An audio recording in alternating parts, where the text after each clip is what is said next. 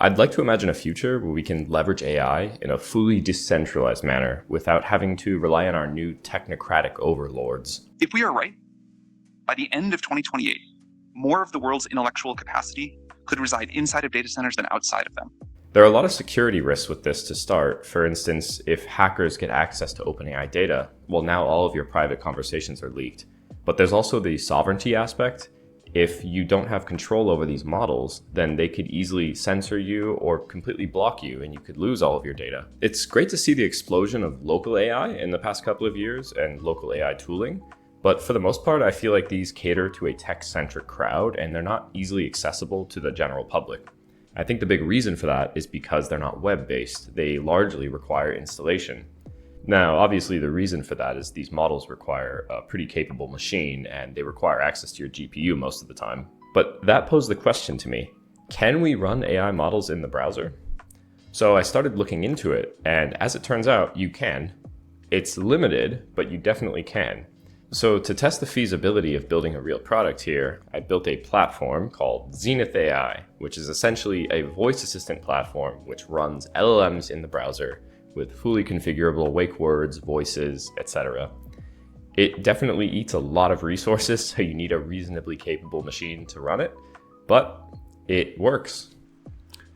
All right, so this is our platform, Xenith AI here, and I already have all the models cached because I was on this before, obviously. You don't want users to have to re-download these massive AI models every time they visit the site, so that finished initializing and we can enable our microphone to get started. So this is our wake word for this landing page demo here, and I'll give it a test run.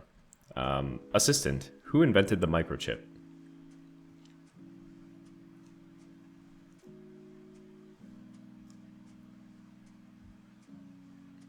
The microchip was invented by Robert Noyce and Gordon Moore in the late 1950s. And we can see it picked up the wake word, it picked up the following text, it fed it to the LLM to get our response, and then it translated it to voice, so it could actually read it out to us. This is just the landing page though. The actual platform itself can be accessed from the sidebar here, and we can actually add assistants with custom wake words, names, and voices. So here we can add an assistant. I'll make it Jarvis, and wake word Jarvis, no avatar. I'll just keep it the voice we have since a lot of these sound really bad, and this one sounds okay, so I'll take it. And I'll just have it do the default we have it set here, which is Gemma 2B. And then we can download this model.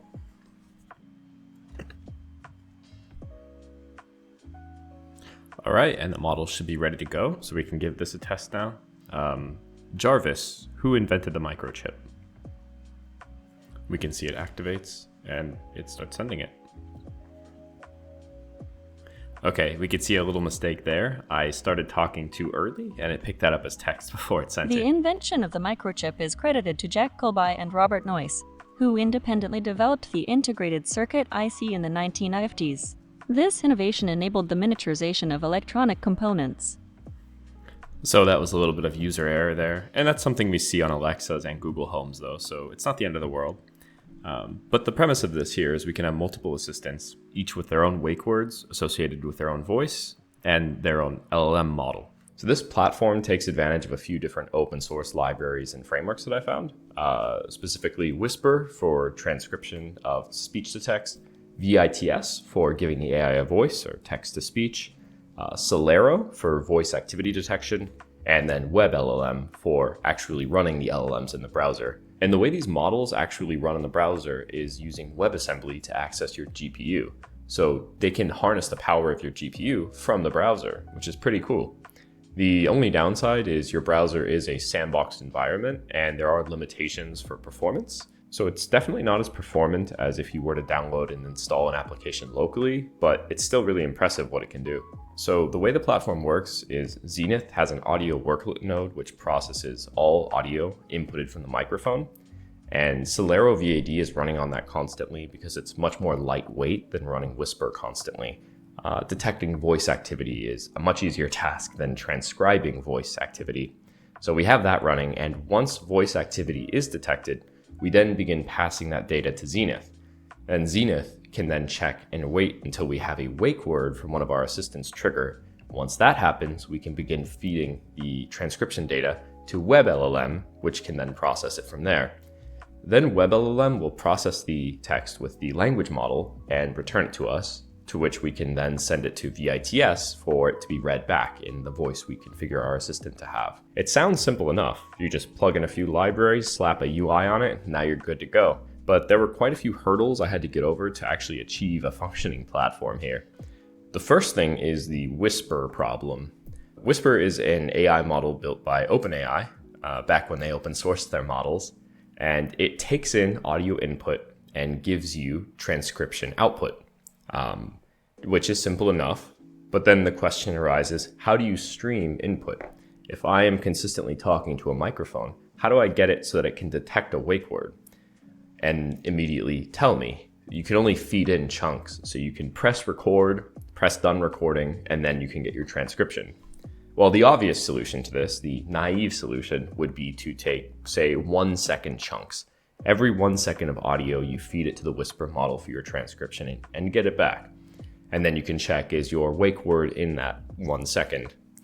The issue with that is, what if your wake word was said in between those 1 second slices? For example, if our wake word was artificial and I were to say, the development of full artificial intelligence could spell the end of the human race, then that might lead to something like so, where we can see artificial is cut to art and facial because that's how it's transcribed since it's cut off. Now, the correct solution here is probably going to be modifying the AI model itself so that it can handle streamed input and yield streamed output. I think something about adding a layer to the model, caching or context layer. I don't know. I'm not an AI engineer, I'm a software engineer. So my solution here was a sliding window approach. Let's say every second we were to take our 1 second slice, but prepend it with the prior 1 second audio slice. Then we might get something like so. We can see we have overlapping slices as we go, which means we're going to have twice the amount of inference necessary, but we can use it to resolve our cutoff word problem. Because we know the last word we can't trust because it is the final audio buffer, so we can cut those off from the slices. And then if we trace backwards through the words of the current slice, we can wait until we find the first match from the last word of the prior slice. Once we get that, we can throw out the rest and we can determine which words are valid and which words were cut off or not. Another issue I had was that LLMs take quite a while to generate a response when you're running them locally, especially in the context of running them from the browser with WebAssembly like this. So if you were to say, hey Google, who invented the microchip? You don't want to sit there waiting for a response for 10 seconds, because it might take that long to generate a response. So what I came up with here is WebLLM actually allows you to stream your responses 1 word at a time. So as the LLM produces words, you can capture those. So as WebLLM is streaming our response to us 1 word at a time, we can then immediately begin converting that into speech with our VITS model, our voice model, which provides the voice of the assistant essentially. The problem with this though is that if you do it 1 word at a time and simply stitch the audio together, it just doesn't sound natural. Sentences flow and accentuate differently based on what the sentence itself is and the context of what you're saying. So what I did to circumvent this was I simply waited for each sentence to complete, and then we feed it to VITS to then generate our speech. And then as these audio chunks of these sentences are generated, we can put them on a queue to be played in order. Another issue I had is that LLMs really love to talk, which I guess makes sense, but it's not conducive with a voice assistant when it's taking 5 minutes to respond to you because it generated a whole essay on your response. Getting around this wasn't too hard. Essentially, I just had to define a system prompt, which in essence prepends each of your queries to the language model. But what I'd like to do going forward is make it so that the system prompt is actually configurable within Xenith, so you can actually define your own system prompts for your own assistants and define how you'd like them to act and how you'd like them to respond. I've been doing my testing and development for Xenith on this RTX 4080 Razer blade, which, is good, but it's still a laptop, so it's fairly limited. But the response time has been great, and I think it feels like an actual voice assistant. The downside is, once it detects voice activity through Solero VAD, then it starts running the Whisper transcription, and that takes up quite a bit of processing power. It's the type of thing where if I had it running in the background while I was, say, playing Cyberpunk, it would immediately start lagging the game for me.